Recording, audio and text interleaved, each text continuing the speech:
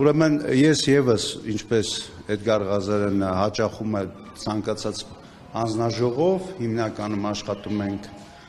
որպեսզի հանձնաժողովները չկրկնվեն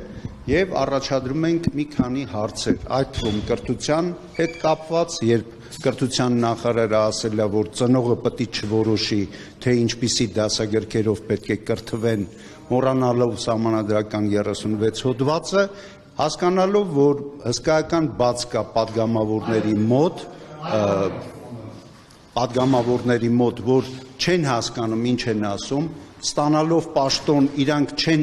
իրազեկվում իրենց պարտականությունների մասին, ես պարբերաբար գալիս եմ ազգային ժողով, կրթվել է պարտադիր է ձևաչափով,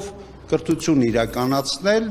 որպեսզի իշահ պետության այս ամեն ինչը անցնեն, քանի որ չիմանալը ամոթ չի,